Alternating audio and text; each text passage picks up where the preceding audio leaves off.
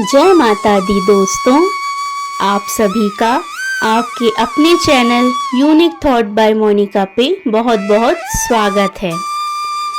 आज हम बात करने जा रहे हैं दुर्गा सप्तशी पाठ के अध्याय 4 के बारे में, जिसमें हम वर्णन करेंगे कि महिषासुर के वध और उसकी सेनाओं के वध के बाद हमारी जगत जननी जगदम्बा की जो स्तुति की गई वह कैसे की गई, उनका कैसे गुणगान किया गया। आज हम इस वीडियो में उसी की चर्चा करने जा रहे हैं। आज हम इस वीडियो में जानेंगे कि इंद्र आदि देवताओं ने हमारी माँ जगत जननी जगदम्बा की स्तुति कैसे की और कैसे उनका गुणगान किया। तो आइए शुरू करते हैं हमारा आज का वीडियो, जो है दुर्गा सप्तशी पाठ का अध्याय 4, इंद्र आदि देवताओं के द्वारा माता जगत जननी जगदम्बा की स्तुति। आइए शुरू करते हैं आज का वीडियो। सिद्धि की इच्छा रखने वाले पुरुष जिनकी सेवा करते हैं तथा देवता जिन्हें सब ओर से घेरे रहते हैं, उन जया नाम वाली दुर्गा देवी का ध्यान करें। उनके श्री अंगों की आभा काले मेघ के समान श्याम है। वे अपने कटाक्षों से शत्रु समूह को भय प्रदान करती हैं। उनके मस्तक पर आबद्ध चंद्रमा की रेखा शोभा पाती है। वे अपने हाथों में शंख, चक्र, कृपाल और त्रिशूल धारण करती हैं। उनके 3 नेत्र हैं। वे सिंह के कंधे पर चढ़ी हुई हैं और अपने तेज से तीनों लोकों को परिपूर्ण कर रही हैं। आइए आगे जानते हैं। इससे पहले अगर आप मेरे चैनल पे पहली बार आए हैं तो इसे सब्सक्राइब कर लीजिए और बेल आइकन को हिट करना ना भूलिए, ताकि मेरी सारी अपडेट्स आप तक सबसे पहले पहुँचें। और दोस्तों, अगर आपको मेरा ये वीडियो पसंद आता है तो प्लीज़ इसे लाइक कीजिए, शेयर कीजिए और नीचे कमेंट सेक्शन में जय माता दी लिखना ना भूलिए। आइए शुरू करते हैं हमारी माता रानी का गुणगान।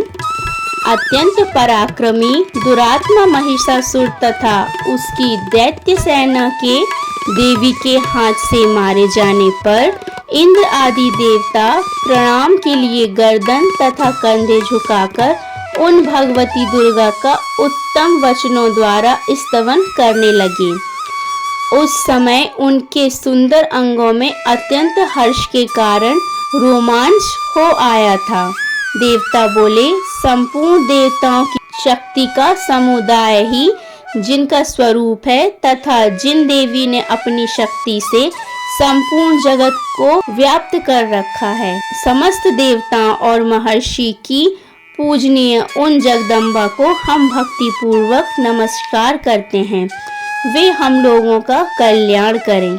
जिनके अनुपम प्रभाव और बल का वर्णन करने में भगवान शेषनाग, ब्रह्मा जी तथा महादेव जी भी समर्थ नहीं हैं, वे भगवती चंडी का संपूर्ण जगत का पालन एवं अशुभ भय का नाश करने का विचार करें। जो पुण्यात्माओं के घेरों में स्वयं ही लक्ष्मी रूप में, पापियों के यहाँ दरिद्रता रूप में, शुद्ध अंतता करण वाले पुरुषों के हृदय में बुद्धि रूप में, सत्पुरुषों में श्रद्धा रूप में और कुलीन मनुष्यों में लज्जा रूप में निवास करती हैं, उन आप भगवती दुर्गा को हम नमस्कार करते हैं। देवी, आप संपूर्ण विश्व का पालन कीजिए। देवी, आपके इस आचित्य रूप का असुरों का नाश करने वाले भारी पराक्रम का तथा समस्त देवताओं और देवों के समक्ष युद्ध में प्रकट किए हुए आपके अद्भुत चरित्र का हम किस प्रकार वर्णन करें। आप संपूर्ण जगत की उत्पत्ति में कारण हैं। आपके सद्गुण, रजोगुण और तमोगुण, ये तीनों गुण मौजूद हैं, तो भी दोषों के साथ आपका संसर्ग नहीं जान पड़ता। भगवान विष्णु और महादेव जी आदि देवता भी आपका पार नहीं पाते। आप ही सबका आश्रय हैं। यह समस्त जगत आपका अंशभूत है, क्योंकि आप सबकी आदिभूत अव्यकृता परा प्रकृति हैं। देवी संपूर्ण यज्ञों में जिसके उच्चारण से सब देवता तृप्ति लाभ करते हैं, वह स्वाहा आप ही हैं। इसके अतिरिक्त आप पितरों की भी तृप्ति का कारण हैं। अतएव हम लोग आपको स्वधा भी कहते हैं। देवी जो मोक्ष की प्राप्ति का साधन है, आचित्य महाव्रत स्वरूपा हैं, समस्त दोषों से रहित जितेंद्रिय तत्व को ही स्वर वस्तु मानने वाले तथा मोक्ष की अभिलाषा रखने वाले मुनिजन जिसका अभ्यास करते हैं, वह भगवती परा विद्या आप ही हैं। आप शब्द स्वरूपा हैं। अत्यंत निर्मल ऋग्वेद, यजुर्वेद तथा उद्गीर्ण के मनोहर पदों के पाठ से युक्त सामवेद का भी आधार आप ही हैं। आप देवी त्रयी, तीनों वेद और भगवती छयों ऐश्वर्य से युक्त हैं। इस विश्व की उत्पत्ति एवं पालन के लिए आप ही वार्ता के रूप में प्रकट हुई हैं। आप संपूर्ण जगत की घोर पीड़ा का नाश करने वाली हैं। हे देवी, जिससे समस्त शास्त्रों के सार का ज्ञान होता है, वह मेघा शक्ति आप ही हैं। दुर्गम भव सागर से पार उतारने वाली नौका रूप दुर्गा देवी भी आप ही हैं। आपकी कहीं भी अशक्ति नहीं है। कैटव के शत्रु भगवान विष्णु के वक्ष स्थल में एकमात्र निवास करने वाली भगवती लक्ष्मी तथा भगवान चंद्रशेखर द्वारा सम्मानित गौरी देवी भी आप ही हैं।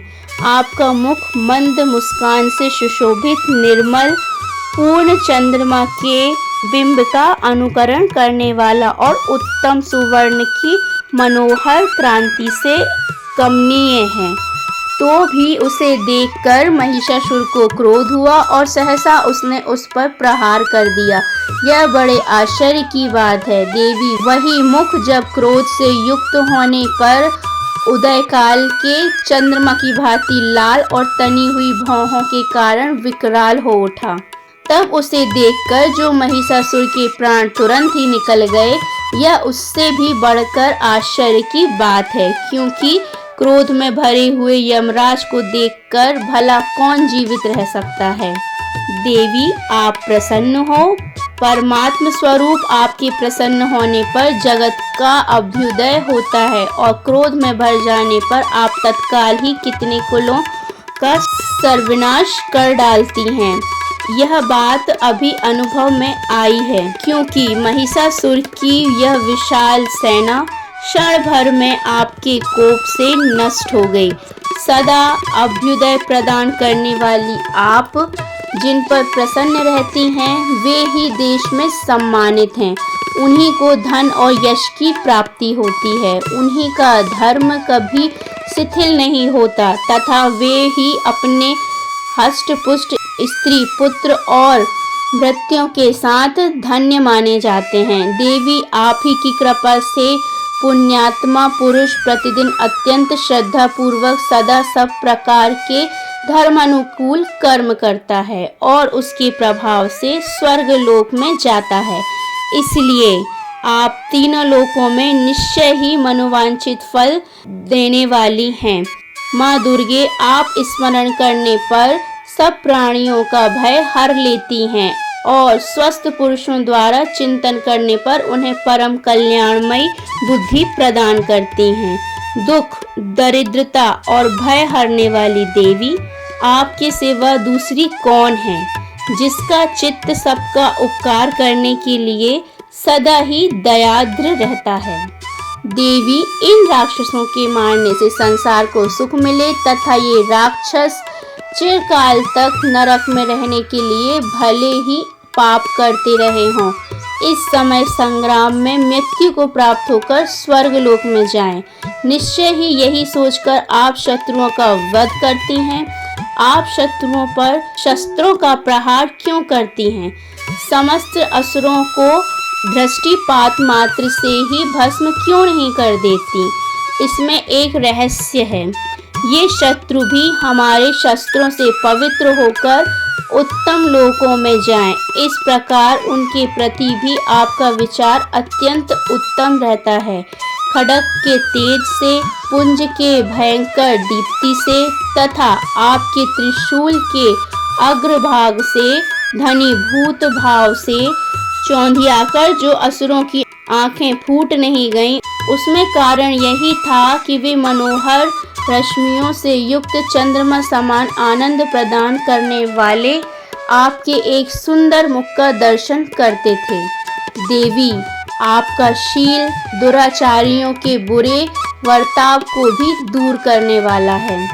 साथ ही यह रूप ऐसा है जो कभी चिंतन में भी नहीं आ सकता और जिसकी कभी दूसरों से तुलना भी नहीं हो सकती, तथा आपका बल और पराक्रम तो उन दैत्यों का भी नाश करने वाला है जो कभी देवताओं के पराक्रम को भी नष्ट कर चुके थे। इस प्रकार आपने शत्रुओं पर भी अपनी दया ही प्रकट की है। वरदायिनी देवी, आपके इस पराक्रम की किसके साथ तुलना हो सकती है, तथा शत्रुओं को भय देने वाला एवं अत्यंत मनोहर ऐसा रूप भी आपके सिवा और कहाँ है।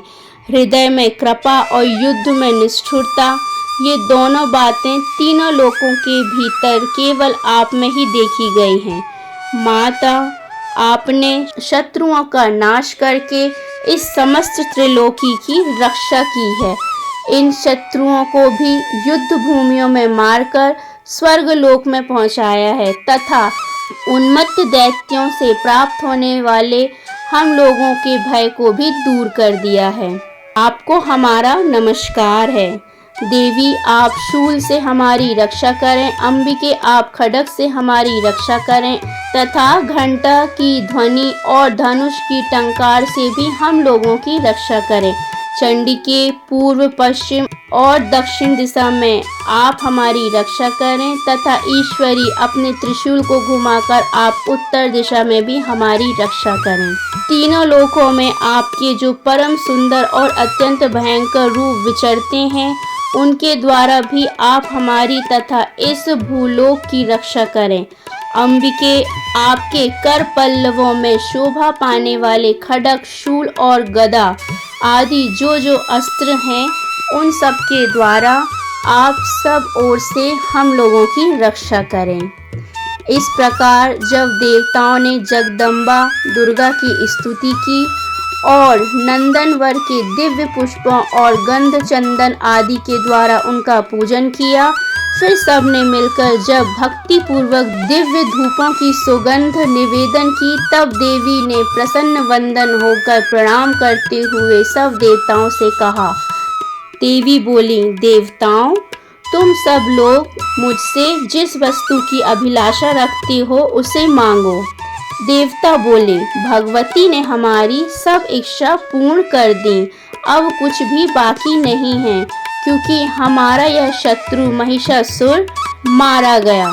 महेश्वरी, इतने पर भी यदि आप हमें और वर देना चाहती हैं, तो हम जब जब आपका स्मरण करें, तब तब आप स्वयं दर्शन देकर हम लोगों के महान कष्ट को दूर करें तथा प्रसन्न मुखी अंबिके, जो मनुष्य इन स्तोत्रों द्वारा आपकी स्तुति करे, उसे वित्त, समृद्धि और वैभव देने के साथ ही उसकी धन और स्त्री आदि संपत्ति को भी बढ़ाने के लिए आप सदा हम पर प्रसन्न रहें।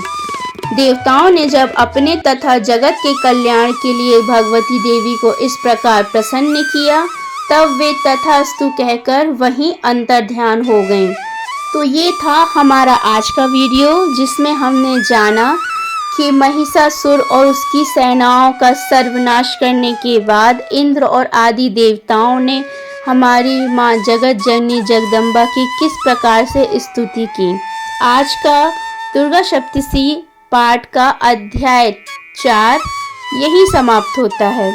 आज के लिए इतना ही। अब मैं आपसे मिलूंगी नेक्स्ट वीडियो में दुर्गा सप्तशी पाठ के अध्याय 5 में।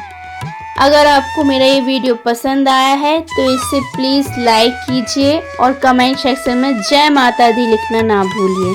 मिलती हूँ आपसे नेक्स्ट वीडियो में दुर्गा सप्तशती पाठ के अध्याय 5 के साथ में।